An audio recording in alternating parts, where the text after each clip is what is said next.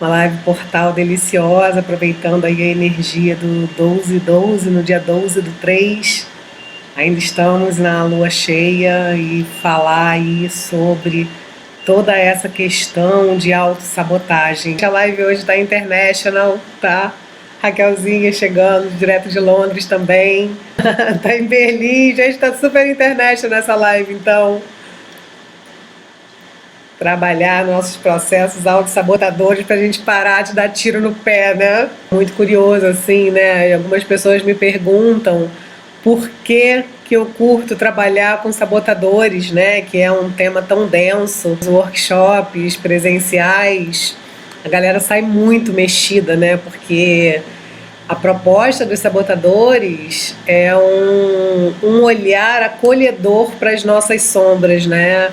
E ressignificar esses caras. O primeiro passo para a gente lidar com os sabotadores é a bendita da consciência. Entender como é que eles funcionam, momento Discovery Channel, né? Do que eles se alimentam, como sobrevivem, mais ou menos isso, né? A gente vai para poder entender do que eles precisam e ir enfraquecendo e desconstruindo, né? Para a gente começar a falar sobre sabotadores, a gente precisa pensar um pouquinho sobre inteligência emocional. É a nossa capacidade de controlar a nossa reatividade. Aí, blim, reatividade. Reatividade é tudo aquilo que eu não tenho controle.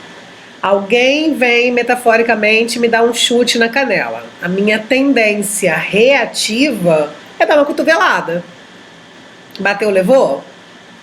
Reatividade é mais ou menos isso. Se eu for ponderar e colocar a minha consciência no combate à reatividade, eu vou pensar, gente, mas por que essa pessoa me deu um chute na canela? Talvez tenha sido sem querer, talvez ela esteja sofrida e magoada, e aí eu controlo a reatividade. Mas reatividade é o impulso, eu não controlo.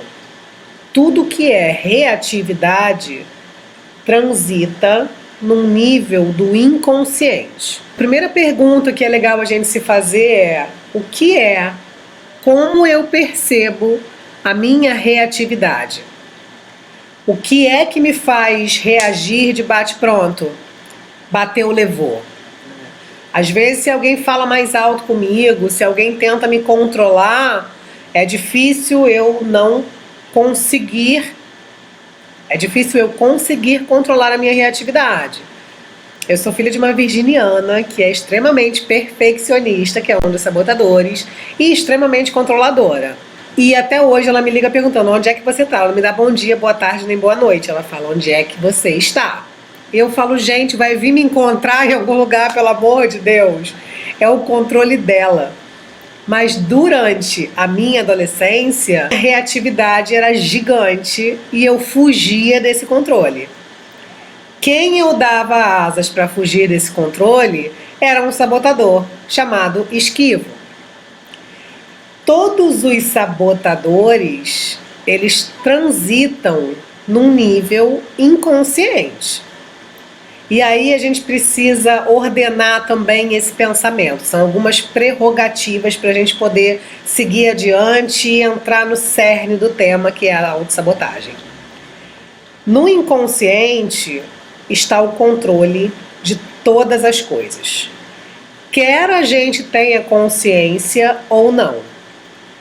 Eu durmo à noite, meu coração bate, meus órgãos funcionam, trabalham em toda a minha limpeza orgânica e eu nem preciso pensar sobre isso. Na verdade, funciona melhor quando o meu consciente sai de cena. É um dos princípios da hipnoterapia que eu faço no consultório. Você vai lá, faz uma confusão mental, tira o consciente de cena, que é o que pensa que está no controle das coisas, e planta sementes de cura no inconsciente para ele decidir como ele vai metabolizar isso. O inconsciente está no controle de todas as coisas. Oh, linda. O inconsciente está no controle de todas as coisas, quer a gente controle ou não. Eu, por exemplo, já tive 102 quilos, eu falei esse exemplo no último vídeo. A minha consciência sabe que pesar 102 quilos não é saudável, que eu estou sobrecarregando todos os meus órgãos, que eu estou sobrecarregando as minhas articulações, que o meu esqueleto não aguenta esse over de peso. Toda a minha consciência sabe que seria muito mais legal ser magra, independente de conceitos estéticos, de mídia, de corpo perfeito, falando em saúde. Mas um mecanismo inconsciente, uma dor no inconsciente, desperta compulsão alimentar e eu não tinha controle sobre isso. Gente, o meu inconsciente está sendo regido por uma dor da minha criança interior e desperta o gatilho da fome sem fim. Enquanto o meu consciente diz, caraca, tudo que eu queria era fazer a dieta, mas chocolatinho, que bolinho gostoso. Só depois de muito trabalho emocional e energético, só depois que eu consegui fazer trabalhos de constelação, trabalhos de coaching, de mesa radiônica, de mergulhos profundos com as medicinas da floresta, as medicinas xamânicas, é que se conseguiu entender os inúmeros gatilhos que despertavam a compulsão alimentar e culminavam na obesidade. O tamanho da zica que o inconsciente rege. Ele não dá permissão para você consertar algo sem entender a razão que está gerando esse descompasso. Então, quando a gente fala em reatividade, a reatividade é uma dor que está lá atrás, igual eu tô com uma ferida aberta aqui, caí e machuquei o joelho. Todas as vezes que encosto o joelho em algum lugar, eu salto. É uma reatividade que está me defendendo de algo. Da mesma forma, uma reatividade emocional está defendendo a gente de uma dor mais profunda, que até esse momento eu não sei qual é, mas o meu inconsciente sabe e está me protegendo. Então, quando eu falo de autossabotagem, o nome já fala muito, né? Mas autossabotagem, ela é literalmente o tiro no pé, no próprio pé, não é no tiro do pé alheio, né? Porque para eu conseguir entender o que acontece comigo, eu crio mecanismos de defesa enquanto eu não descubro. E aí, nesse mecanismo de defesa, eu delego meu poder para personas. Eu gosto muito de uma metáfora de um rei que tinha ali o seu reinado, mas ele estava de saco cheio. E aí ele tinha o conselho dele cheio de especialistas, cada um na sua área, um especialista de finanças, um especialista de guerra, um especialista de economia. Resolvi pegar um mochilão como rei e sair pelo mundo. Quando eu saio pelo mundo, eu delego o meu poder dividido entre esses caras do conselho. Vai todo mundo fazer a sua parte da melhor maneira possível. E prestem atenção que eu como rei de mochilão pela vida, deleguei poder para o meu conselho assumir as decisões por mim. E aí eu volto depois de 2 anos, garotão, e quando eu volto, eu enxergo todos os meus conselheiros tomando as melhores decisões dentro das especialidades de cada um, mas fazendo absolutamente tudo diferente do que eu faria. Eu falo, gente, o que é que está acontecendo aqui? Quando a gente para olhar que foi escolha minha sair, foi escolha minha deixar essas pessoas especialistas nas suas áreas tomando decisões, mas eu perdi completamente o poder da minha tomada de decisão. Eu quero que vocês transfiram essa metáfora para a nossa vida. Eu conscientemente algum dia escolhi delegar o poder para os meus sabotadores. Para um deles com mais força, para outros com menos, mas todos nós transitamos pelos 9. E quem fez o teste viu que todos temos os 9. São raras as pessoas que não têm um ou outro, menos ainda que seja num nível 1, num nível 2, uns galopantes, né, Raquel? Outros menos, mas todo mundo tem e nós transitamos por todos eles. Então, nessa alusão dessa metáfora, eu deleguei poder para os meus sabotadores. Eles estão na intenção positiva de fazer o melhor que eles têm e eles fazem com força para te proteger de algo que você escolheu não olhar. Tava chato ficar sentada no trono, tava chato ficar tomando decisão e eu decidi conhecer o mundo como ele era. Faz sentido para vocês essa metáfora em relação aos sabotadores? Porque isso tudo é para explicar que os sabotadores surgem a partir de uma dor emocional que eu não quero olhar para ela. Nessa fuga de olhar para essa dor, eu delego o meu poder para esses sabotadores. Os sabotadores assumem o controle, mesmo que eles não façam o que eu quero. E aí, eu vou dar agora um exemplo de como um sabotador se manifesta. Quando pequena, eu sempre odiei competição. Me botar para competir quer me matar, né? Eu hoje jogo frescobol porque é um jogo de parceria, eu tenho que torcer pro coleguinha acertar para eu poder continuar jogando, né? Ou esportes individuais, porque realmente a competição não era legal, mas eu amava nadar. E todas as vezes que tinha competição no clube onde eu nadava, que era o Fluminense, eu tinha bronquite e aí tinha que nadar. Todas as vezes que tinha competição, era uma resenha em casa. E aí um dia eu fingi que eu estava com dor de cabeça, com dor de barriga. Eu estava realmente ansiosa, não queria competir, não estava me sentindo maravilhosamente bem, mas eu dei uma potencializada no caô e falei, gente, não tô legal. Só que aí, nesse momento, minha mãe fez comidinha especial, eu não precisei ir na competição, eu continuei na turma, todo mundo se preocupou. Eu, como uma criança canceriana, que é toda emotivazinha, adorei ser a vítima. Eu dei poder para a vítima entrar. E aí, vocês adivinhem o que aconteceu. Depois, todas as vezes que eu me via diante de grandes desafios, diante de competições, de provas que testavam minha capacidade, eu caía literalmente doente.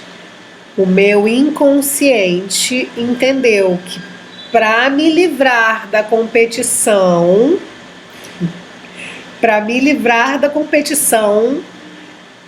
eu posso adoecer.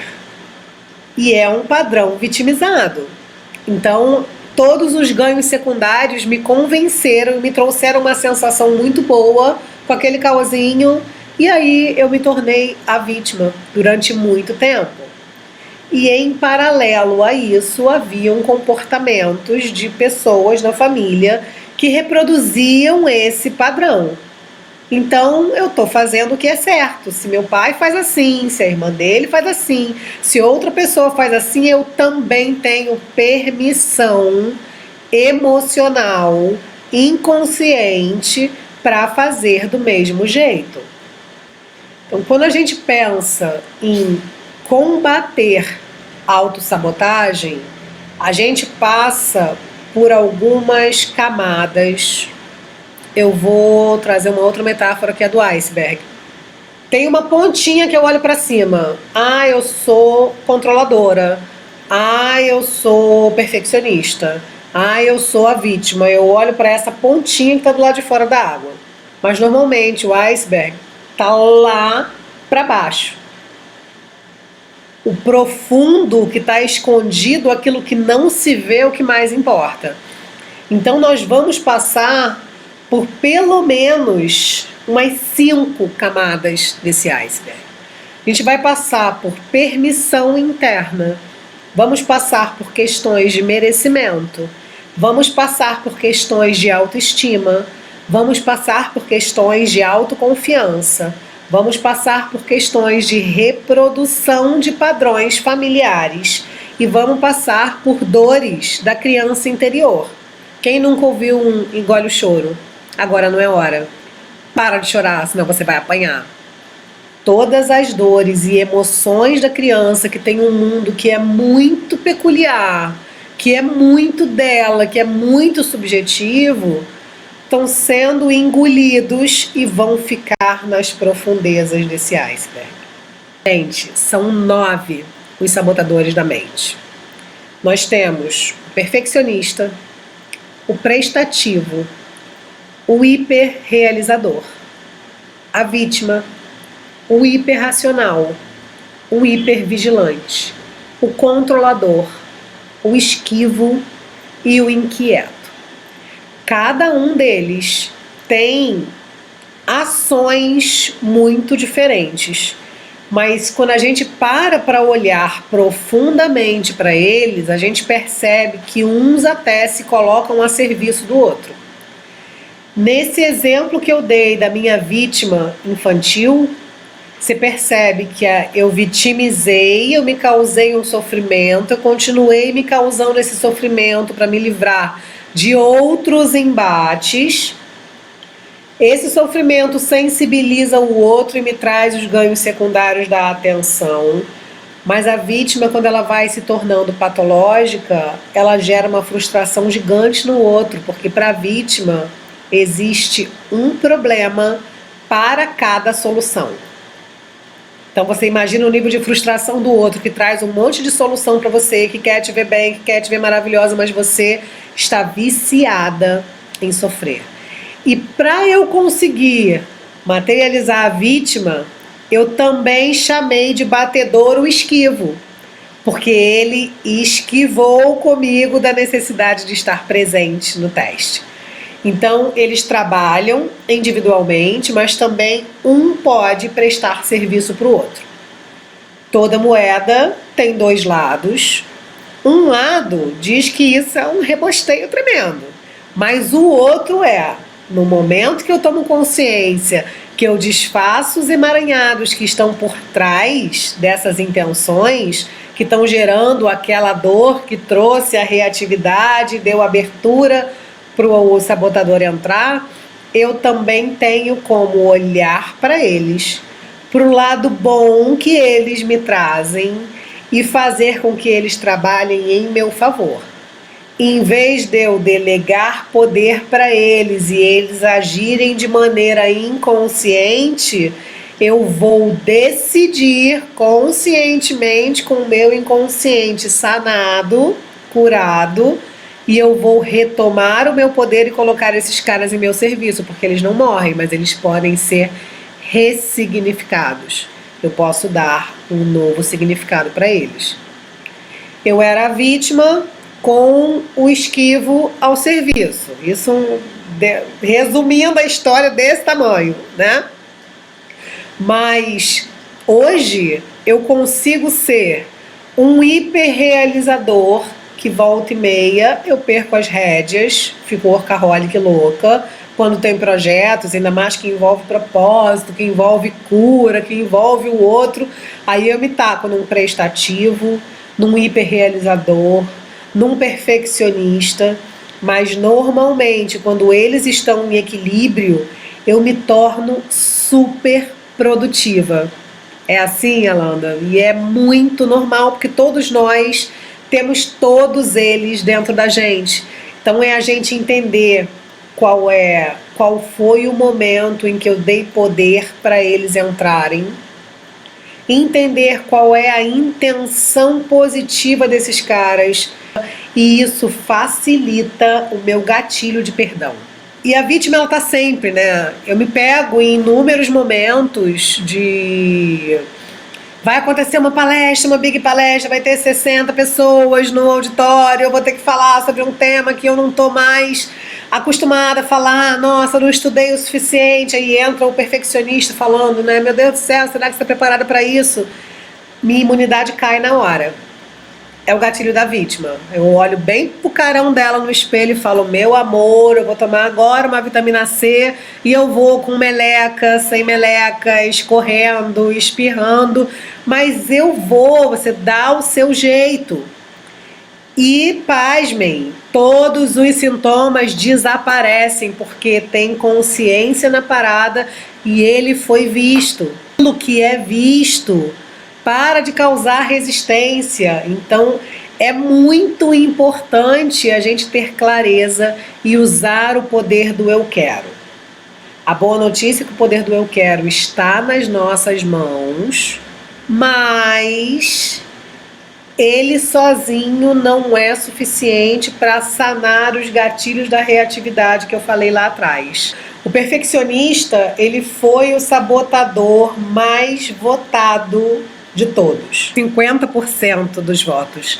E foram mais de 300 pessoas votando. O teste fez um super sucesso e, cara, o coração fica tão feliz, né? Quando você vê, assim, uma ferramenta que você pensou, que você imaginou, tá reverberando para as pessoas, trazendo essa consciência, e ver vocês aqui presentes hoje também não tem preço. O perfeccionista, ele é... Eu vou falar algumas prerrogativas desse perfeccionista, né? Para falar do perfeccionista, eu vou fazer um comparativo com o Eneagrama, que é uma outra ferramenta com a qual eu trabalho também. As meninas que já fizeram coach comigo, Raquelzinha, Vivi, a Cris, elas já passaram por isso, uma análise com o Eneagrama para a gente entender quem é que está na frente, né? E uma prerrogativa do Eneagrama, que são 9 tipos psicológicos, e que estudando os dois dentro dessa cientista louca que eu sou, né, eu tô sempre comparando o sabotador com o Eneagrama e faz todo sentido para mim dar essa misturada nesse caldeirão. Ele diz pra gente que o ser humano, a psique do ser humano é regida por fases psicológicas. E aí as fases psicológicas são regidas em ciclos de 7. De 0 a 7, psicologicamente, emocionalmente, eu estou olhando para a mãe. Colinho, mamadeira, troca de fraldas, aquela conexão gostosa, colinho da mãe, fiquei lá 9 meses na barriga, fica tudo certo para a criança. 7 aos 14 estou olhando para o pai, dos 14 a fase do pai herói, dos 14 aos 21 eu estou olhando para o grupo, momento da aborrecência, que nada que vem de mãe me afeta, nada do que vem de pai me afeta, estou na fase da rebeldia, porque eu quero conhecer o mundo. Aí tomo um choquezinho de realidade dos 21 aos 28, passo a olhar para o conjunto. Tem um pouco de pai, tem um pouco de mãe, tem um pouco do grupo. E aos 28 eu tomo um sacode vindo do retorno de Saturno, astrologicamente falando, e aí eu me toco de que eu tenho que começar a me conectar com aquilo que é meu na soma disso tudo, né? Mas isso tudo para falar que de 0 a 7, quando eu começo aquele momentinho de socialização, eu começo a entrar a tia da creche ou a tia da pré-escola, ou uns grupinhos de atividade física, que eu começo a ter outros adultos entrando entre eu e mamãe, eu posso inconscientemente sentir muita falta daquela atenção exclusiva, ou eu posso já começar a olhar para o pai. Nessa fase eu escolho uma máscara para fluir. E essa máscara que eu escolho para fluir vai ser muito influenciada pelas pessoas que estão ao meu redor. Pode ser que minha mãe seja perfeccionista, pode ser que meu pai seja perfeccionista ou qualquer um dos outros 9. Tá? Então eu escolho uma máscara que vai agradar mais com quem eu estiver mais conectado. O perfeccionista ele surge muito nesse modelo de querer agradar a alguém para ter aprovação, para pertencer. Então, fazer tudo certo me dá uma estrelinha. E se vocês pararem para olhar, Hoje no Brasil são mais de 4 milhões de pessoas com TOC. É uma patologia que começa no sabotador perfeccionista. Eu começo com determinadas formas de fazer. Eu começo com comportamentos que me geram uma certa neurose de afastamento, porque arrumei a casa toda. Entra alguém na minha casa de sapato, tem gente que tem piripaque. Se você sentar e amassar a almofadinha da sua avó, ela vai quase dar com a almofada na sua cara. Você está maculando o mundo perfeito dela. E o perfeccionista tem essa tendência, ele cria um mundo perfeito na cabeça dele e as pessoas atrapalham essa realização. O perfeccionista, ele tem muitas coisas maravilhosas. Ele tem uma entrega como ninguém. Você pode delegar algo para ele que ele vai te entregar. E vai te entregar da melhor maneira possível. Em contrapartida, ele tem uma extrema dificuldade em trabalhar em grupo. Porque ninguém faz tão bem quanto ele. Porque ele não confia que o outro vai fazer tão bem quanto ele faria. O perfeccionista, ele tem todo esse movimento, essa visão do sistema, o olhar e a execução no detalhe, que é fabuloso. Mas ele tem problemas relacionais, porque ele é um crítico tão forte de si e do outro, que a energia motriz dele é a frustração. E a frustração culmina na raiva. Porque ninguém faz tão bem quanto ele. Ninguém entende a necessidade dele de fazer tão bem feito, nem ele mesmo. E o pior do perfeccionismo, tirando a patologia, que é quando está num nível muito grande, né, que gera o toque, que tem outros gatilhos emocionais também, que o mental fica pedindo por uma repetição de comportamentos e cada vez mais perfeitos, o perfeccionista, ele se isola e ele paralisa, porque se ele não puder fazer perfeito, você pode ter certeza que ele não vai fazer. E aí, se ele tiver um gatilho inconsciente, ele vai optar por não fazer para macular essa dor. E aí, possivelmente, ele vai se vincular com o esquivo. E aí, possivelmente, ele vai virar uma pessoa que faz tudo por todo mundo, ou um inquieto que nada está satisfazendo ele no aqui e agora e ele continua buscando a satisfação na próxima missão. Pode também se tornar um hiperrealizador que não para nunca porque tudo tem que ser perfeito. E eu vivo isso em inúmeros momentos. Eu vivi, o Sidney, nós somos equipes, a Cris também, Raquel também, todo mundo equipe, né? Fazendo o seu melhor, lidando com tudo que tem. E a gente não para, e o mental é difícil de parar, e é difícil de desacelerar, e a gente coloca sempre o outro no foco da história e acaba se auto-negligenciando. Então, quando a gente pensa em autossabotagem, a gente tomar consciência de quem são esses caras é extremamente importante. E isso, esse teste que eu disponibilizei gratuitamente foi para a gente trazer essa consciência e perceber quem é que está agindo. Quando vocês recebem lá no seu e-mail o resumo dos sabotadores e a nota de vocês é para um despertar de consciência e falar: porra, eu agora estou aqui exigindo demais do outro, mas o outro nem tem para dar. Como é que eu posso flexibilizar? É a pessoa que recusa a menina que faz e que ajuda maravilhosamente na limpeza porque ela não limpa bem o rejunte. Meu amor, se ela limpa todo o resto, olha a quantidade de trabalho que ela está tirando das suas costas, e vai você com a sua loucura pegar a escovinha, pegar o cloro, pegar lá o produto Mega Blaster que vai limpar o teu rejunte. É a tua loucura, mas deixa o outro poder te ajudar dentro daquilo que ele pode, da melhor maneira que ele tem. É importante a gente conseguir olhar e saber como é que a gente flexibiliza. Enquanto a gente não cura profundamente, como é que a gente consegue neutralizar o efeito desses caras? Porque eles enlouquecem a gente. Falando sobre as nossas possíveis soluções, né? Em primeiro lugar, a consciência, que foi o teste. Segundo lugar, autoobservação. Eu preciso perceber como é que esses caras estão se manifestando na minha vida hoje. Aquela pergunta lá do início, o que é que desperta a minha reatividade? É uma pergunta, a resposta dela é uma resposta-chave para eu conseguir controlar os meus sabotadores. Sério. O terceiro passo para controlar os sabotadores e para ressignificar os sabotadores é a empatia.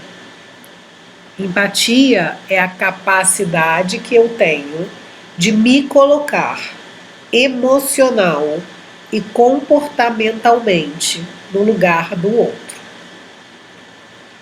O desafio da empatia é que eu só consigo entrar neste lugar do outro sabendo qual é o meu lugar.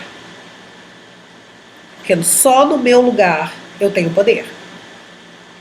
Então é preciso reconhecer quais são as coisas que me movem, quais são as minhas capacidades, quais são as minhas habilidades.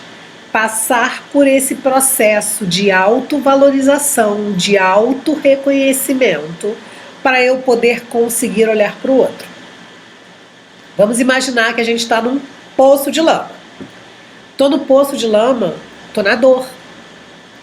Tudo que eu quero fazer é sair da dor. Tem alguém que está ali na minha frente, sei lá, e acabou de cair de bike, mas eu estou no poço de lama. Eu consigo me colocar nesse lugar emocional do outro que caiu de bike? Se eu estou aqui chafurdando na lama? Estou na dor. Eu vou entrar no egoísmo, porque tudo que eu quero é sair da dor. É a pessoinha que está morrendo afogada, entra o salva-vida para salvar ela, está tentando dar caldo no cara. Porque o desespero é tão grande que ela só quer saber de se salvar.